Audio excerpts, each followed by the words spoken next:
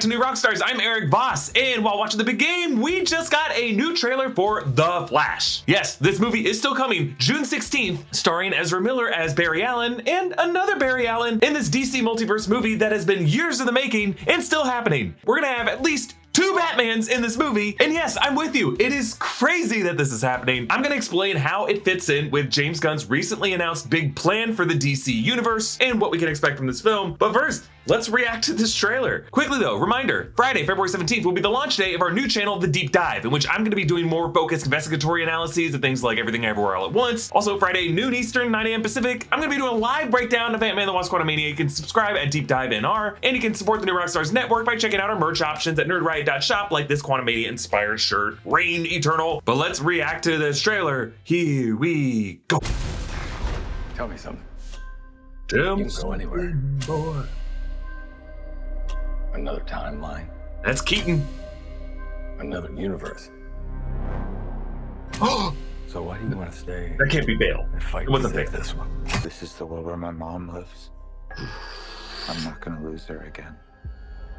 Oof. Bruce, I could fix things. You could also destroy everything. This can't be happening. This can't be happening. Wait, that's I completely broke Metropolis the universe. on Zod's attack day. God, We've been waiting for you. What? Zod? I created a world with no metahumans. And now there's no one to defend us. Oh, damn.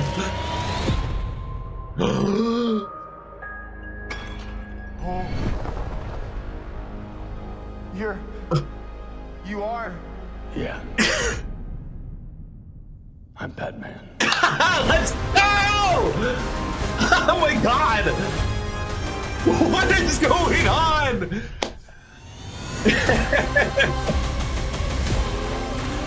That looks like Bale's If I can't pod, undo but what I that's did, not Bale. That's gotta be Batman. Oh, damn! there might not be a future. Ooh, shit!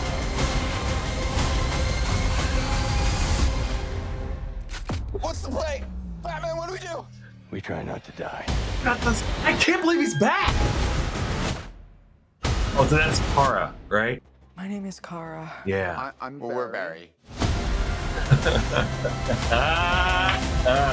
What? I mean, I guess I should have been surprised. I knew this movie was coming. I've done videos about this movie in the past, but you know, with all the controversy surrounding Ezra Miller, we just really weren't sure what the plan was with the Flash movie. But now, coming back to it, we can't be that surprised. I was just out of the country on my honeymoon, and I went on Netflix over there, and I was shocked to see all the stuff that normally is there in American Netflix, but not where I was. That's why it's so important to use NordVPN. With NordVPN, I could switch my virtual location on my device with one click, letting me access streaming services from over 60 countries at no extra cost. This opens up a smorgasbord of stuff to watch that I wouldn't be able to access without NordVPN. NordVPN is also the fastest VPN out there, so you won't have to sacrifice speed for sake of your shows. It's what we use at New Rockstars offices, and let me tell you, it's fast. For the price of just 1 cup of coffee a month, I get to have premium cybersecurity on 6 devices and gain access to streaming services from over 60 countries at no extra cost. It's also available on every platform. To grab your exclusive NordVPN deal, go to nordvpn.com/newrockstars to get a huge discount off your NordVPN plan plus a bonus gift. NordVPN is a 30-day money-back guarantee, so you can try NordVPN completely risk-free. Just click the link in the description to get started.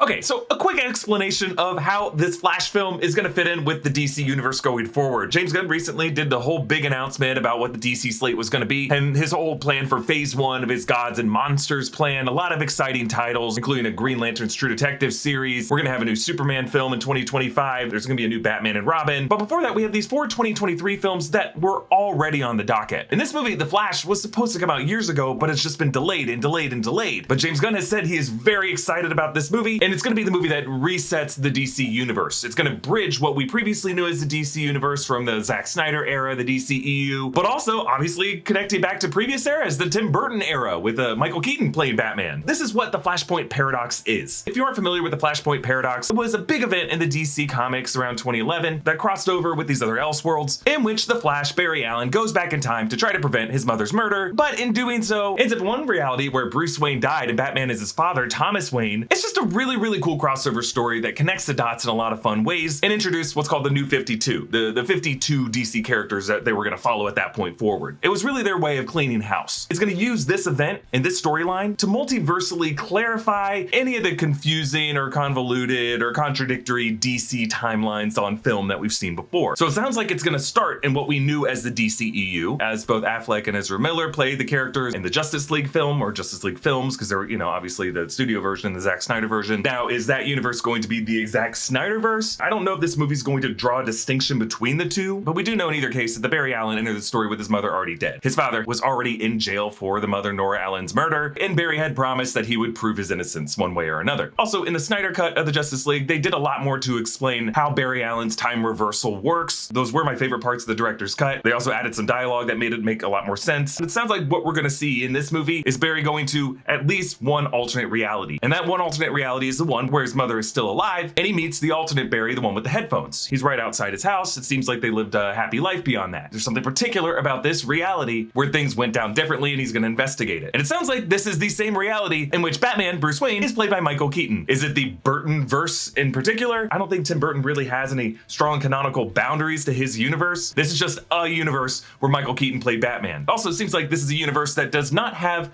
Kal-El Superman, but rather Supergirl, who is Kara Zor-El, a biological cousin to Kal-El, but with a different story, a different history. Actually, we're gonna get a separate Supergirl event later on in James Gunn's plan that I'm very excited for. But here she's gonna be played by Sasha Calle, and I'm really excited. The way their character moves is very similar to the way the Kryptonians moved in Man of Steel and Batman vs Superman in the Justice League. In this trailer, it looks like they're keeping her in some remote, snowy prison, maybe not too far from where the Kryptonian ship crashed. Just a reminder that in Zack Snyder's Man of Steel, there was one cryopod that was left open that he said that he planned to readdress at some point in the future, hinting heavily that it was Supergirl in that universe. But Barry in this trailer says that in this universe there are no metahumans, but it looks like there is one metahuman, but the others don't exist. I'm super excited. We're going to be revisiting the events of the 2013 Man of Steel storyline in which Zod attacks Metropolis. I think there's a chance for some redemption here. That was a heavily criticized scene, all the collateral damage, 100,000 people in Metropolis who would have lost their lives. Now here's Barry's chance to save most of them. I mean, look, I just love Michael Shannon Zod back on screen again. This is super exciting.